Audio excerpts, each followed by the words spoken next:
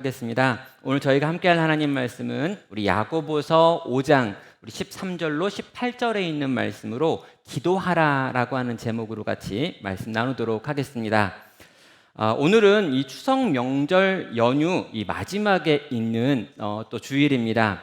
아직까지 귀경하지 못한 우리 성도님들도 계셔서요. 오늘 어떻게 말씀을 준비할까라고 고민을 하다가 매주 진행하고 있었던 야고보서 강해의 형식과 조금 다르게 오늘은 약간 주제를 좀 하나 살펴보겠다라는 생각을 했습니다. 원래 순서대로라면 오늘이 야고보서 설교의 마지막인데요. 이 마지막에 있는 이 전체를 마무리하는 이야기는 다음 주에 하고요. 이 야고보라고 하는 사람이 가장 강조하고 중요하게 생각했고 오늘 이 마지막 부분에서도 강조하고 있는 이 기도라고 하는 주제를 한번 깊이 한번 생각해 보는 겁니다. 그래서 오늘 설교는 특별한 주제, 이 기도라고 하는 걸 좀 고민하면서 야고보가 우리에게 어떻게 기도하라고 말하는지를 한번 살펴보는 것으로 오늘 말씀을 좀 정리하는 시간 갖도록 하겠습니다. 그럼 명절 연휴 기간들을 좀 이렇게 친지들과 함께 보내셨던 분들이 있으실 텐데요. 모이셔서 어떤 대화들을 나누셨는지 궁금합니다. 즐거운 대화들이 많았던 그런 가족도 있겠지만요. 근심과 걱정이 되는 이야기를 나누셨던 분들도 꽤나 있겠다라고 생각을 합니다. 왜냐하면 이 땅의 현실이 녹록하지 않았기 때문이고 지금도 그렇기 때문입니다. 그러면 긴 감염병의 시기를 지금 저희는 3년여 가까운 시간 동안 보내고 있습니다. 또 전 세계적인 경제 위기에 대한 이야기도 매번 나오는 이야기고요. 우크라이나에 있는 전쟁도 현재 진행형입니다. 그럼 세계 곳곳에서 기후 이변이라고 불릴 만한 엄청난 이 기후적인 사건들이 일어나고 있고요. 이 파키스탄이라고 하는 나라는 이 국토의 3분의 1이 물에 잠겨버리는 엄청난 폭우를 지금 경험하고 있습니다. 그럼 한국에도요, 이 역대급 폭풍, 태풍이었다라고 불려지는 흰남노라고 하는 태풍이 지나갔고요. 또 최근에 이 수도권 지역의 집중호우로 인하여 많은 분들이 어려움을 당하기도 하고 심지어 사상 피해도 많이 있었습니다. 자, 추석 명절 모임을 준비하면서 이 높아진 물가 때문에 고민했던 분들도 있으셨을 것 같고요. 여러 가지로 참 어려운 때구나, 힘든 때구나 라고 하는 일들이 많이 있기 때문에 아마도 그런 이야기들을 많이 나누지 않았을까라고 생각이 됩니다. 우리는 언론을 통해 가지고요, 이 세상이 돌아가고 있는 이야기를 끊임없이 들을 수밖에 없습니다. 그리고 실제로 우리가 살고 있는 이 세상이 점점 위태한 상태가 되고 있구나라고 하는 걸 느낄 수밖에 없지요. 이전에는 나 혼자 뭔가 열심히 하고 잘하고 실수하지 않으면 괜찮게 살 수 있었다라는 생각을 했지만요. 요즘은 점점 내가 할 수 없는 것이 많구나. 전 지구적으로 이런 일이 일어나고 전 세계에서 이런 일이 일어나고 저 멀리 있는 나라에서 일어난 전쟁이 오늘 내 삶 가운데 이렇게 영향을 미치는 걸 보면서 우리는 나 혼자 열심히 뭔가 잘한다고 해서 내 인생의 문제를 해결할 수 있는 게 아니구나라고 하는 생각도 하게 되는 겁니다. 사랑하는 여러분, 이런 상황 속에서 이 성도인 우리는 과연 어떻게 해야 되는 걸까요? 여러분, 교회들을 생각하고 이 땅의 기독교를 생각해도 굉장히 복잡하고 어려운 일들이 많이 있는 것 같습니다. 지난주에 제 지인 목사님께서 최근에 발견했다라고 하면서 사진 몇 장을 보여주셨습니다. 자, 성수동이라고 하는 동네에 새롭게 리모델링 되어 가지고 이제 오픈한 한 이제 파티장, 이렇게 클럽이라고도 하죠. 이 춤을 추고 술을 마시는 곳의 사진이었습니다. 사진 한 장 이렇게 좀 볼까요? 예. 새롭게 오픈한 클럽인데요. 이 클럽 건물을 보면 약간 뭔가 느낌이 좀 쎄하실 겁니다. 좀 더 가까이 가서 보면 건물은 이렇게 생겼습니다. 다음 장면. 네. 어디서 많이 보고 많이 볼 수 있었던 장면일 것 같은데요. 네, 그런 다음에 이 실내로 들어가면 이렇게 되어 있는데요. 실제로 들어가서 춤을 추고 술을 마시고 파티를 열 수 있는 공간으로 이 본당 전체를 리모델링한 상태입니다. 그러면 한 교회가 있었는데요. 이 교회가 있었던 그 자리에 그 건물을 매각해서 그 매각한 건물을 산 소유주가 이 건물을 파티장으로 만들어 가지고 실제로 영업하고 있는 사진이 최근에 인터넷에 떠가지고 많은 사람들이 보면서 안타까워했었죠. 여러분, 이 건물을 지은 이 건물을 리모델링한 이 건물주는요, 건물 외벽에 있는 십자가와 기독교를 상징하고 있는 여러 가지 것들은 떼서 다 없앴습니다. 그러나 이 건물 안에 들어가 보면은요, 실제로 기독교였고 교회였다라고 하는 걸 상징하는 것들이 많이 여전히 남아 있습니다. 문을 하나 찍어놓은 사진도 있는데요. 이렇게 되어 있습니다. 예, 들어가는 문 중에 맨 바깥쪽에 있는 문인데 그 문에 보면 여기 친교실이라고 하는 명패가 그대로 붙어 있고요. 그 교회 이름과 마크와 교단 마크가 그대로 다 붙어 있는 걸 보게 됩니다. 아마도 이것이 이전에는 교회 건물이었고 우리가 교회 건물에서 이렇게 신나게 논다라고 하는 걸 보여주기 위해서 그 안쪽에 있는 모든 부착물들은 그대로 내버려 둔 채로 그곳을 클럽으로 지금 사용하고 있다고 합니다. 여러분, 저희는요, 이 수년 전에 이 유럽에 있는 교회의 건물들이 이 이슬람의 모스크가 되고 있는 현실, 또 클럽이 되고 술집이 되고 있다라고 하는 기사들을 읽은 적이 있습니다. 그리고 우리는 절대로 그렇게 되면 안 된다라고 이야기를 했었죠.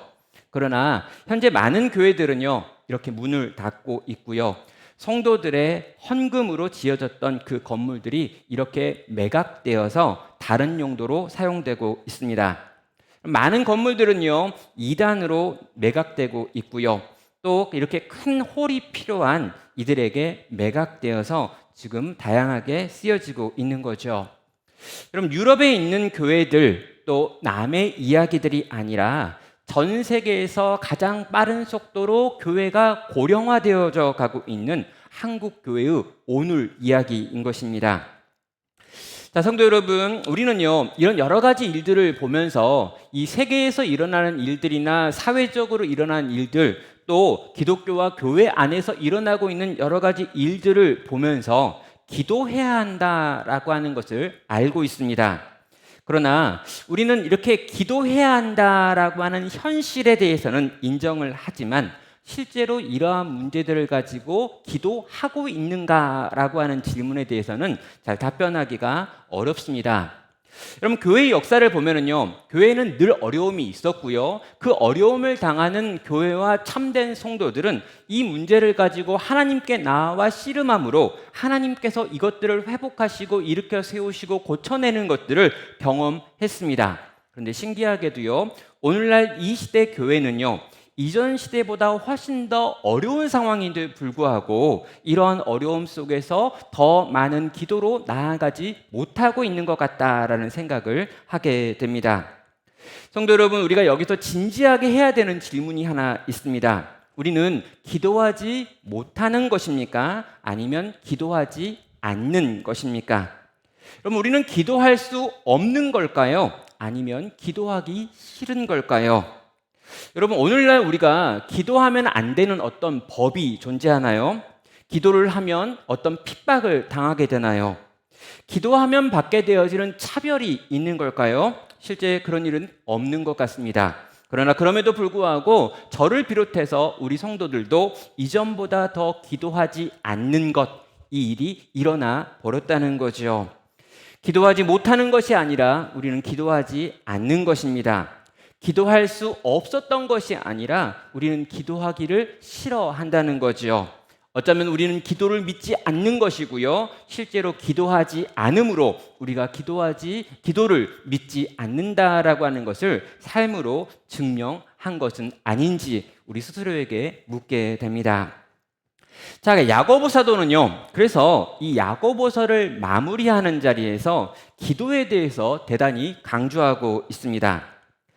자, 여러분, 이 야고보에 대해서 잠깐 좀 정리를 해볼 텐데요. 이 초대 교회에서 야고보가 과연 어느 정도 위치에 있었는지를 한번 생각해 보겠습니다.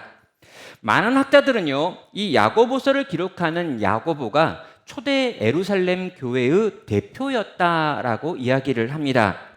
베드로와 함께 대표직을 수행했거나 아니면 베드로의 후임으로 예루살렘 교회를 대표하는 사람이 야고보였다라고 생각을 하는 것이죠. 왜 그러냐면요. 사도행전 15장에 등장하는 한 사건 때문입니다. 여러분, 복음이 이방 땅에 전파가 되었고요. 많은 이방인들이 예수를 믿는 일이 일어났습니다. 그럼 바울과 바나바 일행이 1차 선교 여행을 다녀와 가지고 이 소아시아 많은 지역에게 복음을 전했고, 이 복음이 소아시아 지역에 있는 많은 이방인들에게 들려져서 이방인 지역에 교회가 세워졌다라고 하는 것을 알게 되었습니다. 자, 그런 다음에 문제가 발생을 했는데요. 자, 이렇게 세워진 이방인 교회들, 이방인들이 중심이 된 그 교회들에게 이 구약에 나와 있는 모세의 율법과 할례를 지키게 할 것인가 말게 할 것인가에 대한 논란이 붙은 것입니다. 그럼 예루살렘에 있었던 교회 안에는 바리새인들도 있었기 때문에 그 바리새인들 대부분은요, 구약의 율법을 다 지키도록 해야 되고 할례도 행할 수 있게 해야 한다라고 주장을 했던 것이죠. 예루살렘 교회에서 모여가지고요, 그들은 열심히 논쟁을 했습니다. 그리고 이 선교 보고와 함께 여러 가지에 대한 의견들이 나왔죠. 그런데 이 모든 논쟁을 마무리하는 마지막 장면에 누가 등장하냐면 바로 오늘 이 야고보서를 기록한 야고보가 등장하고 있습니다. 자, 야고보가 자리에서 일어나가지고요, 사도행전 15장 13절에서 이렇게 말합니다. 말을 마침에 여러 가지 보고들이 끝난 다음에 야고보가 대답하여 이르되 형제들아 내 말을 들으라 라고 말합니다. 그러니까 이제까지 모든 논쟁이 있었는데 그 논쟁의 모든 내용을 들은 다음에 마무리하는 사람이 누구였냐면 바로 야고보였습니다. 그가 입을 열고 형제들아 내 말을 들으라 라고 한 다음에 몇 가지 중요한 것들에 대하여 지적을 합니다. 그런 다음에 결론을 19절에서 이렇게 내죠. 그러므로 내 의견에는 이방인 중에서 하나님께로 돌아오는 자들을 괴롭게 하지 말고 다만 우상의 더러운 것과 음행과 목매어 죽인 것과 피를 멀리하라고 편지하는 것이 옳으니라고 말합니다. 자, 그럼 야고보는요, 내 의견이다라고 이야기하고요, 이 모든 것들을 종합하여 이런 것들을 금하고 나머지는 다 허용하는 것이 옳다라고 말하고 있습니다. 그리고 실제로 야고보가 한 이 선언이 결론이 되고요, 예루살렘 공동체는 모든 이방인 교회를 향해서 이렇게 이것들만 금하고 나머지 것들은 다 가합니다라고 하는 편지를 보내고 사람을 보내어 가르치게 되는 거죠. 여기서 우리가 확인하게 되는 건 뭐냐면요, 야고보가 그 당시에 실질적으로 예루살렘 교회를 대표하는 인물이었다라고 하는 것입니다. 자, 이제 우리는 질문을 해야 되는데요. 과연 야고보는 어떻게 예루살렘 교회를 대표하는 사람이 되었느냐라고 하는 질문입니다. 왜 그러냐면요, 이 야고보는요, 예수님의 12 제자들 가운데 한 사람이 아니기 때문입니다. 그럼 야고보는요, 예수님의 동생입니다. 그런데 동생이 형이 하나님이다 이런 걸 믿을 수가 없잖아요. 그래서 예수님이 살아 계셨을 때는요, 야고보는 철저하게 이 예수님을 믿지 않는 쪽, 예수님을 미쳤다라고 말하는 가족 중에 일원일 뿐이었습니다.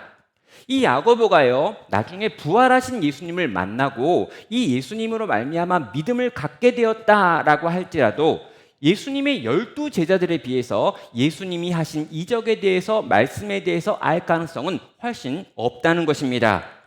야고보는요, 학문이 깊었던 사람도 분명 아니었을 것이고요, 또 야고보가 어렸을 때부터 어떤 특출함을 드러냈다라고 하는 부분도 나오지 않습니다. 그럼 야고보는요, 예수님의 동생이다라고 하는 게 맞아요. 그러나 그 당시 초대교회를 생각했을 때요, 예수님의 동생이기 때문에 낙하산으로 이 예루살렘 교회의 대표가 되었다라고 하는 건 옳은 말이 아닙니다. 그렇다면 이 야고보는요, 어떻게 그 예루살렘 교회의 대표가 되었을까요? 베드로의 후임이 되어가지고 어떻게 그 교회들을 섬겼으며 이 교회가 깨어지려고 하는 이방인과 이 유대교 사이에서 지금 무너지려고 하는 이 상황을 싸맬 수 있는 이 논쟁을 결론 지을 수 있는 사람이 될 수 있었느냐라고 하는 질문입니다. 이유는요, 바로 야고보가 기도의 사람이기 때문이다라고 정리할 수도 있겠습니다. 그러면 초대교회 역사가였던 유세비우스라고 하는 사람이 교회사라고 하는 역사책을 기록하는데, 여러분, 이 초대교회에 대해서 기록했던 유세비우스의 이 내용을 보다 보면 이 야고보와 관련된 내용이 있습니다. 그럼 교회사 2권 23회 이런 표현이 있는데요. 그는 홀로 성전에 들어가 무릎을 꿇고 모든 인간을 용서해 달라고 하나님께 간절히 기도했다. 그래서 야고보의 무릎은 낙타의 무릎처럼 딱딱해졌다. 그러므로 사람들은 그를 의인 또는 오블리아스라고 불렀는데, 이 오블리아스라고 하는 말은 인간의 방파제이며 의로움이라고 하는 뜻이었다라고 하는 구절이 있습니다. 그러면 야고보는요, 하나님께 나아가 끊임없이 영혼들을 위하여 기도하는 사람이었습니다. 어떤 사람들은요, 이 야고보가 하루에 8시간 이상 기도했다라고 하는 내용도 있지요. 그는 무릎을 꿇고 기도했는데 그가 무릎을 꿇고 기도하는 것이 얼마나 많았는지, 그의 무릎이 점점 딱딱해져서 낙타의 무릎처럼 되어서 무릎을 펼 수 없는 상태가 되는 이런 일들까지 일어났다라고 기록하고 있습니다. 그는 늘 기도하는 사람이었고요. 그의 무릎은 그가 얼마나 기도하는 사람인지를 증명한 것입니다. 그는 하나님 앞에서 오래 머물렀습니다. 야고보는요, 거의 말을 하지 않습니다. 그는 교회의 대표였음에도 불구하고 많은 편지를 썼거나 많은 설교를 남겨놓지 않았습니다. 그는 강력한 지도자였지만 많은 글을 남기는 방식으로 사역한 게 아니라는 것이죠. 그는 기도로 사역했고 기도의 사역에 사람들은 순복했던 것입니다. 그래서 오늘을요, 이 야고보는 자기의 편지 마지막에 기도에 대한 이야기를 이렇게나 많이 하는 것이죠. 사랑하는 성도 여러분, 우리는요, 기도의 사람 야고보가 기도에 대해서 하고 있는 말씀을 읽고 있는 것입니다. 과연 이 야고보가 어떤 것을 가지고 기도했고 우리가 어떻게 기도해야 되는지에 대해서 오늘 말씀을 통해서 한번 생각해보고 우리도 그 기도의 길을 따라갈 수 있기 바랍니다. 자, 기도에 대해서요, 먼저 이 야고보가 5장을 통해 가지고 4가지를 이야기하는데요. 이 5장이 나오기 전에 이미 1장에서도 기도를 이야기하고 4장에서도 기도를 이야기했었습니다. 야고보는 이럴 때 기도하라라고 명령하면서 1장 5절에서 지혜가 부족하다고 여겨질 때 너는 기도할 것을 명령했습니다. 너희 중에 누구든지 지혜가 부족하거든 모든 사람에게 후히 주시고 꾸짖지 아니하시는 하나님께 구하라 그리하면 주실 것이다 라고 말했죠. 또 4장 2절과 3절을 통해 가지고 채워지지 않는 무언가가 있을 때 그것을 가지고 기도할 것을 명령했습니다. 너희가 얻지 못함은 구하지 아니하기 때문이요 구하여도 받지 못함은 정욕으로 쓰려고 잘못 구했기 때문이다 라고 말씀한 것입니다.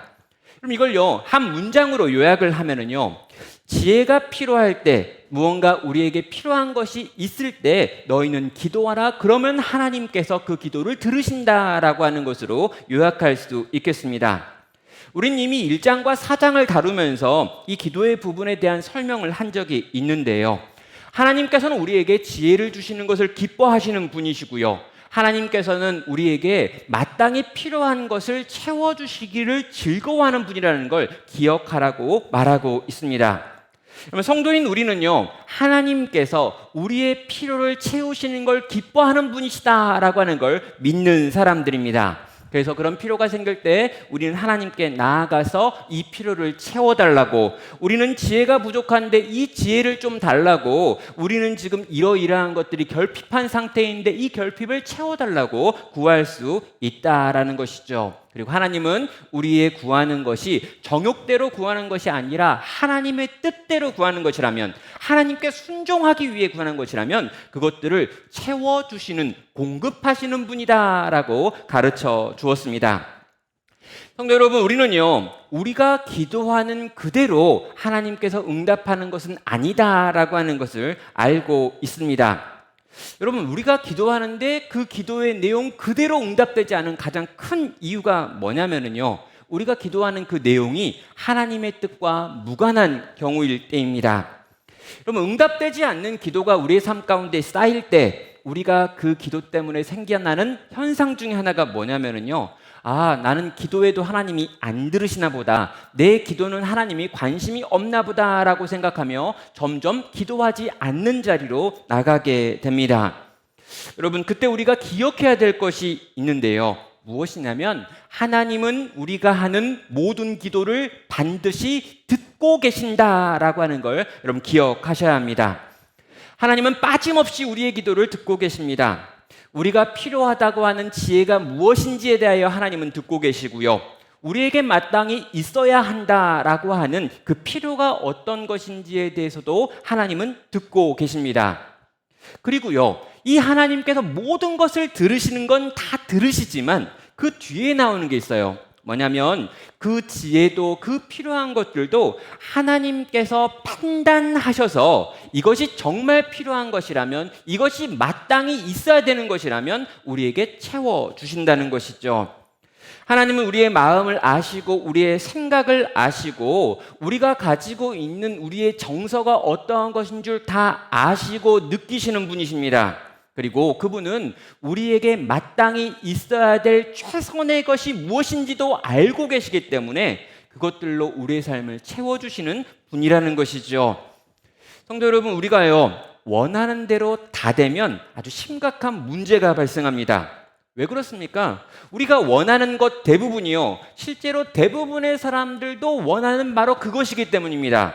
그래서요, 내가 원하는 대로 내 인생의 모든 것들이 다 해결되어지면 좋을 것 같지만 내가 원하고 내가 기도한 대로 모든 것이 예스로 응답받으면 실제로 온 세상이 망가지고 부서지는 것들을 경험하게 됩니다.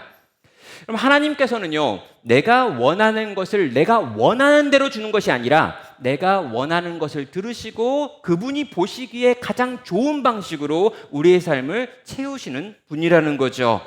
그럼 우리는 어떻게 합니까? 하나님이 우리에게 좋아하시고 원하시는 것이 무엇인지까지 다 파악한 다음에 그걸 기도하는가? 아닙니다. 여러분, 우리는요, 우리의 원함을 가지고 하나님께 나아가 구하는 것입니다. 우리가 하나님처럼 지혜롭지 않기 때문에, 하나님처럼 모든 걸 다 아는 것이 아니기 때문에 우리는 마땅히 지금 필요한 지혜를 구하는 거고요, 마땅히 지금 필요한 결핍을 가지고 하나님께 나아가는 것입니다. 우리는 우리에게 필요한 것들을 가지고 하나님께 솔직하게 나아가기만 하면 되는 거고요, 하나님은 그 모든 내용을 들으시고 우리의 마음까지 받으신 다음에 그분의 선하신 판단과 뜻대로 우리의 삶을 채워주시는 방식으로 오늘까지 우리 삶 가운데 일하신다는 것입니다. 하나님은 우리에게 늘 최선의 것을, 최고의 것을 주시는 분이십니다. 그것이 우리의 생각과 조금 다를 수는 있지만 말입니다. 사랑하는 성도 여러분, 결국에 성도는요, 언젠가 하나님께서 내 모든 기도를 들으셨고 내 기도에 대해서 하나님의 모든 방식을 가지고 반응하셨구나라고 하는 걸 알게 되는 날이 있을 것입니다. 그리고 그때쯤 되어서야 우리는 내가 했던 기도가 왜 응답되면 안 되는 기도였는지를 알게 되는 것이죠. 사랑하는 성도 여러분, 다시 한번 말씀드립니다. 우리에게 부족한 지혜를 하나님께 구하시길 바랍니다. 또 우리에게 부족한 것들을 하나님께 가지고 나아가 솔직하게 구하십시오. 하나님, 난 이게 필요하고 이게 필요하고 이게 필요하고 이게 부족해서 너무나 힘들다고 솔직하게 그분께 아뢰십시오. 그렇게 아뢰며 그분에게 우리의 마음을 쏟아놓고 하나님께서 우리의 마음 가운데 반응하심으로 일을 행하시는 것들을 경험하고 누릴 수 있는 성도 되시기를 주님의 이름으로 축원합니다. 자, 이제 우리 5장으로 넘어가 가지고요, 본격적으로 기도에 대해서 말씀하고 있는 4가지를 정리해 볼 수 있겠습니다. 자, 하나님께서는요, 이 야고보서를 통해 가지고 야고보가 하고 있는 이 말에 주목하기를 원하고 계십니다. 왜냐하면 이 야고보가요, 지금 누구에게 이 편지를 쓰고 있냐면 흩어진 교회들을 향해서 말하고 있기 때문입니다. 여러분, 흩어진 교회들은요, 문제가 많았습니다. 그들은 시련 가운데 있었습니다. 유혹이 그들 가운데 있었습니다. 다툼이 있었고 거짓된 교사가 있었고 거짓된 교사의 가르침으로 말미암아 흔들리고 요동하는 사람들이 있었습니다. 이 교회는 문제가 많은 교회였습니다. 외형적으로도 견고하지 않았고 내적으로도 견고하지 않았습니다. 언제 무너지고 언제 흩어질지 모르는 위기 가운데 있는 교회였습니다. 그럼 이 교회를 향해서 여러 가지로 권면을 했습니다. 그런 다음에 마지막에 너희는 기도하라라고 이야기하고 있는 것이죠.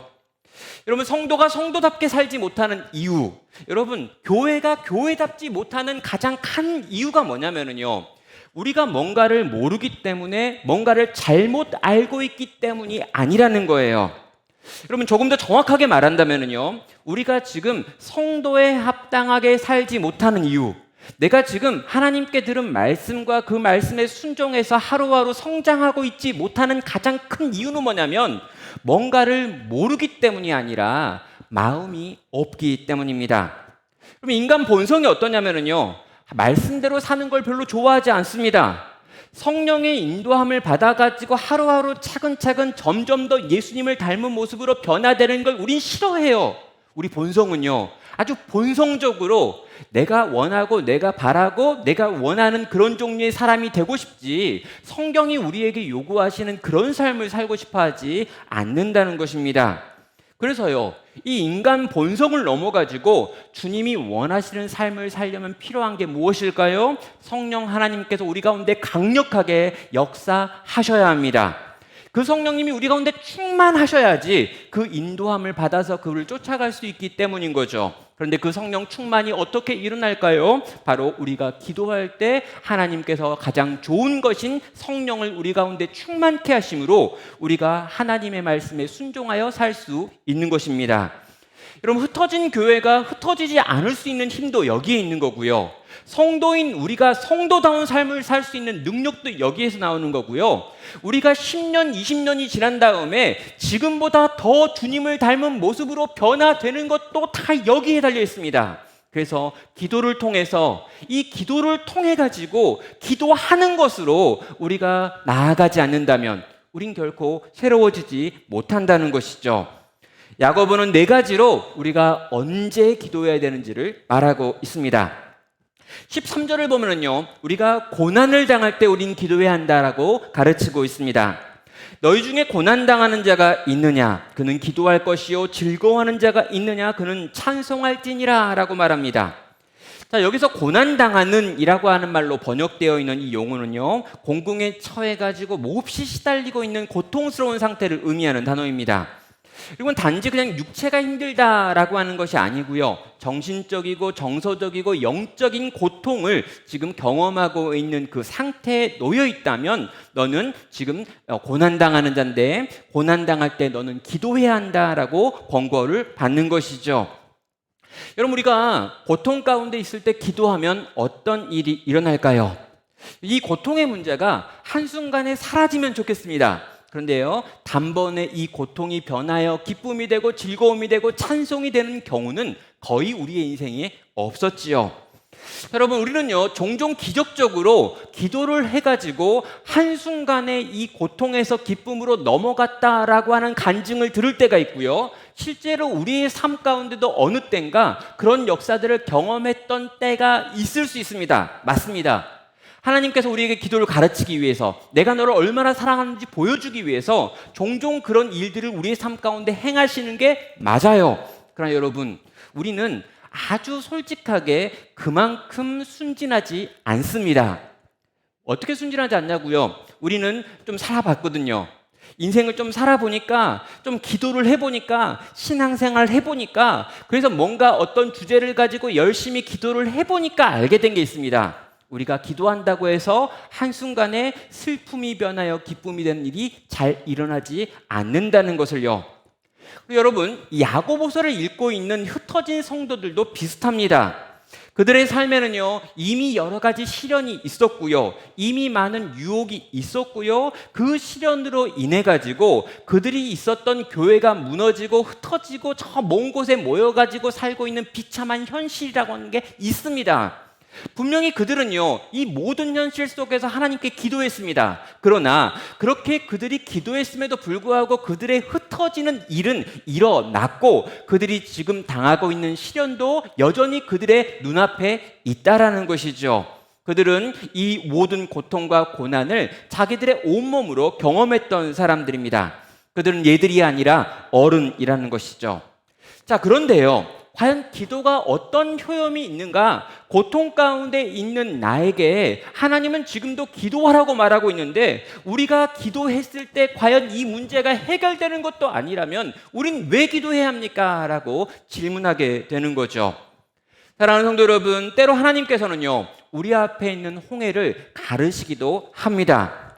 그럼 때로 하나님께서는요, 우리 앞에서 어떤 기적을 행하심으로 우리의 문제를 해결하시고 우리 앞에 있는 산을 옮겨 바다가 되게 만드다, 평지가 되게 만드는 기적을 행하실 때가 있다라는 거예요. 그런데 여러분, 대부분의 경우에 우리 하나님께서는요, 그 홍해를 가르시는 것이 아니라 홍해 위를 걸어갈 수 있는 우리로 만드시는 일을 행하시는 분이라는 거죠. 그럼 때로요, 우리 눈앞에 정말 사망의 음침한 골짜기가 있는데 그 골짜기가 한순간에 오아시스로 변화되는 일이 일어날 수 있습니다. 그러나 많은 경우에요, 예수님께서 이 사망의 음침한 골짜기로 내려오셔서 우리의 목자가 되어주심으로 우리와 함께 그 골짜기를 걸어가게 만들어 주시는 분이라는 것이죠. 사랑하는 성도 여러분, 하나님께서는 반드시 우리의 고통의 문제 가운데 개입하십니다. 때로 우리를 그 고통의 자리에서 건져내시기도 하지만 때로 하나님께서 친히 그 고통의 자리에 들어오셔서 우리로 그 고통을 견뎌낼 수 있는 자로 빚어내신다는 것이지요. 사랑하는 성도 여러분, 고통 가운데 있다면 그 고통 가운데 하나님을 구하시길 바랍니다. 하나님께서 여러분을 그 고통에서 건져내시기도 하고요, 동시에 하나님께서 친히 그 고통 가운데 있는 여러분을 붙잡으셔서 그 고통에 쓰러지지 않고 그 고난을 통과하게 만드신 은혜를 체험하고 경험하고 그렇게 성숙할 수 있는 그런 성도 되시기를 주님의 이름으로 축원합니다. 두 번째로요, 우리는 병들었을 때 기도해야 합니다. 14절과 15절입니다. 너희 중에 병든 자가 있느냐? 그는 교회의 장로들을 청할 것이요 그들을 주의 이름으로 기름을 바르며 그를 위하여 기도할지니 믿음의 기도는 병든 자를 구원하리니 주께서 그를 일으키시리라. 혹시 죄를 범하였을지라도 사하심을 받으리라 라고 말합니다. 이 부분은요, 조금 복합적인 명령인데요, 이 병들었을 때 어떻게 해야 되는지에 대해서 이야기하는데 여기에 장로가 등장을 하고 있고요, 그 장로가 기름을 바르며 기도한다라고 하는 내용이 나와 있습니다. 여러분, 제가 예전에요, 어떤 성령 집회에 간 적이 있습니다. 그래가지고 이 성령 집회에 가가지고 저도 한번 세게 성령을 받아야겠다라고 생각을 했는데요, 이 집회를 인도했던 분이 아주 유명한 치유의 은사를 가지고 계신 어떤 장로님이셨습니다. 자, 그 장로님이요, 저에게 이제 다가오셔가지고 저를 위해 기도를 하시는데, 제가 이제 목사라는 걸 알고 있었던 거죠. 그래가지고 목사님은 좀 특별하게 기도를 하겠습니다라고 하더니 자기 주머니에서 어떤 병을 꺼내셨습니다. 그리고 그 병은 이스라엘에서 사온 향유가 담겨있는 병이어가지고요, 이 병에 있는 기름을 손에 딱 찍어가지고 제 이마에 십자가를 그려준 다음에 기도를 하셨습니다. 정확하게 그때 이 말씀, 이 구절을 인용을 하시더라고요.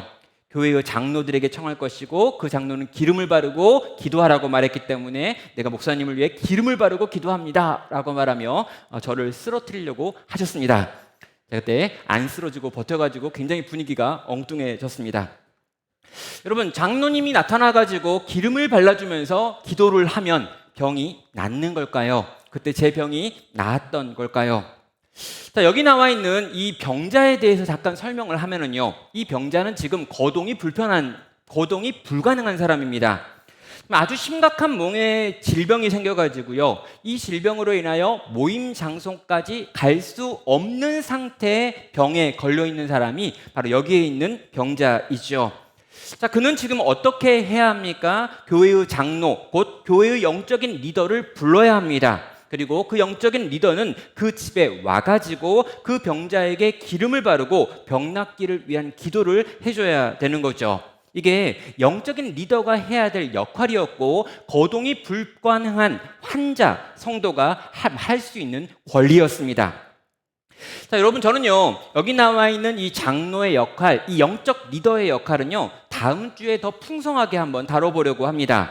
오늘은 기도에 대해서 조금 더 집중을 해봐야 되는데요, 여러분, 당시에 의료가 어떤 상태였는지, 의학이 어떤 상태였는지, 여러분 2000년 전을 좀 떠올려 보시면은요, 거동이 불편할 정도의 일은, 불가능할 정도의 일은 병자는요 거의 죽는 사람이었습니다. 이거 기억하셔야 돼요. 우리는 좀 아프면 병상에 누워 있잖아요. 그때는요 죽기 직전까지 돌아다녔습니다. 그러면 정말 죽을 것 같은 상태, 이제 더 이상 움직일 수 없는 상태다라고 하는 사람, 그런 사람들만 지금 여기 누워가지고 거동이 불가능하기 때문에 교회의 장로를 오라고 한 거라는 거죠. 자, 이렇게 병상에 누워가서 죽어가던 성도는요, 이 특권이 있고 권리가 있었습니다. 교회 공동체의 기도를 받는 특권입니다. 자신의 고통을 이야기하고 그 고통의 원인을 제거해달라고 그는 공동체에 기도를 부탁할 수 있었던 거죠. 그 방식이 장로를 부르는 것이었고 그 장로를 통해 가지고 기도를 받는 것이었습니다.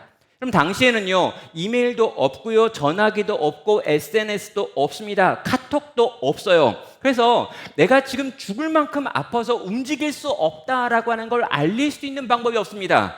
내가 어디가 아프고 어떻게 아프며 얼마나 심각한지 도무지 알려줄 방법이 없다는 거예요. 내가 사랑하는 교회 공동체 안에, 내가 섬기고 내가 사랑했던 교회 안에 이걸 알릴 수 있는 방법이 없기 때문에 그 교회의 영적인 리더였던 장로를 불러가지고 내 모든 상황을 보여주고 나를 위하여 기도할 것을 요청하므로 이 장로는 와서 그렇게 기도를 하고요, 돌아가서 온 교회 공동체 안에 사랑하는 누구누구 지체가 이토록 고통 가운데 있고 실제 움직이지 못할 만큼 어려운 상황이니 함께 기도하기를 요구했다라는 것입니다. 사랑하는 성도 여러분, 오늘날 우리는 너무나 개인주의화 되어버렸습니다. 그래서 우리는 신앙생활도 대부분 혼자 하고 있습니다. 나 혼자 은혜 받고 나 혼자 배우고 나 혼자 봉사를 하는 것이죠. 다른 이와 뭔가 함께 하는 것을 굉장히 불편하게 생각하는 분위기와 문화 가운데 있습니다. 엮이는 게 싫은 거지요. 그런데 여러분, 성도에게 가장 중요한 특권이 있고 권리가 있습니다. 무엇입니까? 내가 아파 움직일 수 없을 때, 내가 지금 생명의 경각에 처해 있을 때, 지금 내가 가지고 있는 어려움과 고통의 문제가 너무 심각해서 나 혼자 힘으로는 단 하나도 해결할 수 없는 그 상황이 될 때 온 교회에게 기도를 부탁하고 요청할 수 있는 특권이 있다라는 것이죠. 사랑하는 성도 여러분, 우리에게 이것은 특권입니다. 나 혼자 할 수 없는 기도의 순간에 나를 위해 기도해 줄 많은 믿음의 동료가 있다라는 걸 믿고 함께 기도하고 함께 기도함으로 이 어려움의 시간들을 지나가며 실제로 이 어려움 속에서 하나님이 만드신 기적을 경험하고 체험하는 것이 내가 되고 우리가 되어야 한다는 것이죠. 사랑하는 성도 여러분, 우리에게 있는 특권을 사용하시길 바랍니다. 우리가 어려움을 당할 때, 힘든 일을 당할 때 그걸 가지고 본격적으로 기도를 부탁하고요, 그걸 가지고 함께 기도하는 것을 통해 가지고 하나님이 만드시는 기적을 체험하고 누리는 내가 되고 우리 교회가 되기를 주님의 이름으로 축원합니다. 마지막 세 번째로요, 이 죄를 깨달았을 때 우리는 기도해야 합니다. 16절은 말합니다. 그러므로 너희 죄를 서로 고백하며 병 낫기를 위하여 서로 기도하라 라고 말하고 있죠.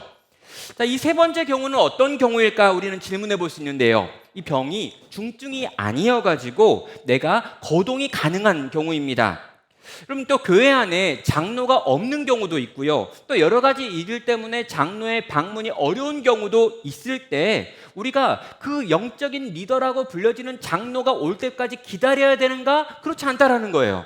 우리는요, 지금 당장 내 옆에 있는 사람에게 내 죄를 고할 수 있고요, 그 옆에 있는 사람과 함께 기도하는 것을 통해서 우리 가운데 있는 이 고통의 문제, 죄의 문제, 이 질병의 문제를 가지고 함께 하나님께 나아갈 수 있는 존재다라고 가르치고 있는 것이죠. 여러분, 교회의 질서상이요, 장로는 굉장히 중요했습니다. 끊임없이 교리적으로 흔들리고 있는 상황 속에서 진리를 흔드는 수없이 많은 거짓 교사들과 거짓 사상들이 난무하던 상황 속에서 장로의 권위가 존중을 받아야 되는 거고요, 이 권위가 인정돼야지만 교회가 온전히 돌아갔던 시대입니다. 그러나 영혼을 돌보는 것에 관하여, 병든 자와 함께 기도하는 것에 관하여, 죄 지은 자와 그 죄를 짓지 못하게 만들기 위하여 함께 싸워주는 것에 대해서는 너나 나나 구별이 없다라고 하는 이야기를 하고 있는 것입니다.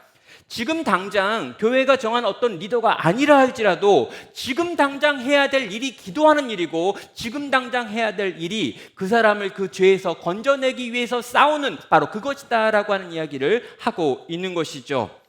여러분, 서로의 죄를 고하라고 이야기하고 있고요, 서로 기도하라라고 하는 명령이 지금 이어지고 있습니다. 성도의 교제가 가지고 있는 수평적인 차원에 대한 이야기를 하고요. 그런 다음에 수직적인 차원으로 성도가 함께 하나님께 나아가 기도해야 된다라고 하는 이야기도 하고 있습니다. 여러분, 우리는요, 만나가지고 성도의 교제를 나눕니다. 그럼 우리가 만나가지고 하는 대화, 우리가 작은 교회에서 모여서 하는 대화, 우리가 여기저기서 모여가지고 그리스도인들끼리 하는 여러 가지 모임 안에서 나누어지는 대화는요, 수다만을 의미하는 게 아닙니다. 우리끼리 지금 어떻게 살았고 뭐 먹었고 지금 자식들이 뭐 하고 있고 요즘 어떤 일들이 일어나고 있는지에 대해서 편하게 이야기하는 것을 넘어서 그 다음으로 넘어가야 돼요. 그 다음에 뭐가 있습니까? 우리의 죄를 고백하는 것입니다. 우리가 주님을 믿고 주님의 말씀을 듣고 그 말씀대로 살려고 했었는데 이런 부분은 살아냈지만 이런 부분은 살지 못했구나라고 하는 걸 솔직하게 인정하는 거예요. 그럼 성도의 교제는요, 우리끼리 즐거워하는 모임이 아닙니다. 우리끼리 즐겁고 우리끼리 맛있는 거 먹고 우리끼리 좋은 데 돌아다니면서 즐겁고 행복하게 모임을 유지하는 것, 그게 성도의 모임이 아니라요, 우리가 가지고 있는 하나님의 들은 말씀, 주신 말씀에 대하여 순종하지 못했고 넘어졌고 자빠졌던 그 부분들을 나누는 거예요. 그래서 우리는요, 우리가 만났을 때 서로의 죄를 고백하는 일들을 하게 되는 것입니다. 여러분, 우리가 교회에 모여가지고요, 끊임없이 모여서 자랑하는 분이 있습니다. 우리 자식은 이렇고 우리 자식은 이렇고 우리 남편은 어떻고 우리 아내는 어떻고 지금 이러이러한 문제가 하나도 없고 우리는 가면을 쓰는 거죠.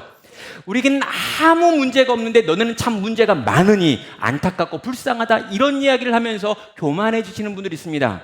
그럼 야고보서 전체는요, 이 교만을 끊임없이 경계합니다. 우린 겸손해져야 한다고 이야기합니다. 다툼의 주가 되어서는 안 된다고 하고요, 판단하는 사람이 되어서는 안 된다라고 이야기하고 있습니다. 여러분, 이 일이 어떻게 가능합니까? 우리가 모였을 때 우리의 연약함과 우리의 부족함과 우리의 상함을 나누며 이 부분 가운데 은혜가 필요하다라고 하는 걸 나눌 때 이 일이 가능하다는 거죠. 성도 여러분, 성도가 모여가지고 서로 죄를 고백하고 있습니다. 여러분, 앞에 나와가지고 마이크를 들고 죄를 고백한다는 게 아닙니다. 그들이 모여있는 작은 그룹 안에서 믿을 수 있는 사람과 함께 모였을 때 자신들의 죄와 아픔과 연약함을 고백하는 거죠. 그리고 이 고백한 걸 가지고 어떻게 합니까? 서로가 서로의 이 죄와의 싸움을 위하여 함께 기도해 주는 것입니다. 그들 가운데 있는 죄, 그들 가운데 있는 약점, 약함, 그들 가운데 있는 병, 또 그들의 가족이 지금 경험하고 있는 고통의 문제들을 끌어안고 함께 기도하는 모임이라는 거예요. 여러분, 우리 안에 있는 소그룹이, 우리 안에 있는 작은 교회가, 우리 안에 있는 영적인 교제를 나누는 여러 모임들이 실제로 그런 일들을 행할 때 하나님께서는 우리가 함께하는 그 기도를 들으시고 응답하십니다. 우리가 함께 웃기도 하고요, 함께 울기도 하는 거죠. 그리고 함께 아파하면서 하나님의 은혜와 자비를 구하게 됩니다. 우리의 육체의 연약함을 고백합니다. 하나님이 우리의 기도를 들으시고 우리 가운데 역사한다는 것이죠. 사랑하는 성도 여러분, 우리가 모이는 그 모임의 자리, 우리가 모이는 그 모든 모임의 자리에서 우리의 연약함이 드러나고 나누어지기를 주의 이름으로 축원합니다. 우리가 가지고 있는 모든 가면이 벗어지기를 축원합니다. 그리고 우리의 약점을 가지고 함께 기도하는 것을 통해서 하나님이 우리를 채우시고 고치시고 나를 고치신 그 하나님께서 너도 고칠 수 있다는 걸 경험하고 누릴 수 있는 성도 되시기를 주님의 이름으로 축원합니다. 자, 마지막으로 16절부터 18절에 나와 있는 네 번째 경우인데요, 특별한 도움이 필요할 때 너희는 기도하라 라고 말하고 있습니다. 16절 후반은 이렇게 말합니다. 의인의 강구는 역사하는 힘이 크니라 라고 말합니다. 그리고 엘리야는 우리와 성정이 같은 사람이로되 그가 비를 오기 않기를 간절히 기도한즉 3년 6개월 동안 땅에 비가 오지 아니하고 다시 기도하니 하늘이 비를 주고 땅이 열매를 맺었느니라 라고 말합니다. 여기 보면 의인의 간구는 역사하는 힘이 큽니다 라고 말하는데요, 여기 나와 있는 이 역사하는 힘이라고 하는 것이 뭐냐면 지금 특별한 상황이 발생하여서 이 발생된 문제를 해결하기 위해서 너는 기도하라 라고 하는 말로 다시 풀어서 설명할 수 있습니다. 여러분, 내 힘과 내 능력을 의지하는 자가 아니라요, 주님의 힘과 주님을 의지할 때라면 해결할 수 있는 인생의 중요한 문제가 발생한 거예요. 그러면 엘리야에게는요, 어떤 일이 발생했냐면 아합이라고 하는 왕과 이 악한 왕과의 싸움이 있었습니다. 그때 하나님의 계시를 받아가지고 하늘을 바라보며 3년 6개월 동안 비가 내리지 않기를 구했더니 하나님이 비를 멈추셨고요. 3년 6개월이 지난 다음에 비를 내려달라고 구했더니 하나님이 비를 내리시는 역사를 행하셨습니다. 여러분, 그때 그 엘리야의 그 모든 걸 보면서 여러분, 우리는 엘리야는 우리와 다른 사람이다라고 생각하는 거죠. 그런데 아니었습니다. 17절은 말합니다. 엘리야는 우리와 성정이 같은 사람이로되라고 말하는 거죠. 엘리야는 우리와 같습니다.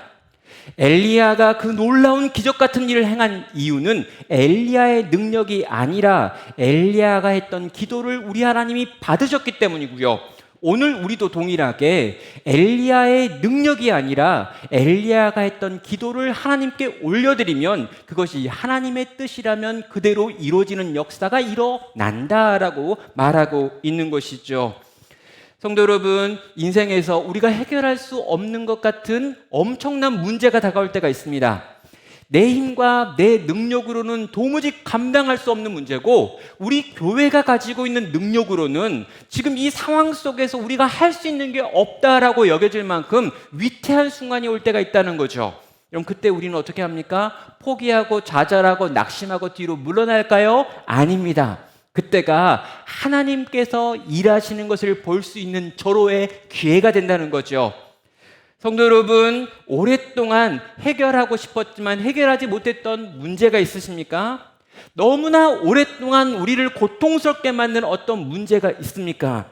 이제는 내 힘으로 안 되겠고 우리 힘으로 안 되겠고 포기해야겠다라고 생각했던 바로 그것이 있으십니까? 그렇다면 그걸 가지고 그 특별한 도움을 구하며 다시 하나님께 나아가시길 바랍니다. 우리와 성정이 똑같은 엘리야를 통해 가지고 위대한 기적을 행하셨던 그 하나님께서 내 삶 가운데 있는 그 큰 산을 옮기시는 역사를 행하시는 것을 보고 누릴 수 있는 성도가 되시기를 주님의 이름으로 축원합니다. 사랑하는 성도 여러분, 이제 우리는 이것들을 가지고 오늘 말씀을 마무리하도록 하겠습니다. 성도 여러분, 지금 이 야고보는요, 우리를 바라보면서 모든 상황 속에서 기도할 것을 요구하고 있습니다.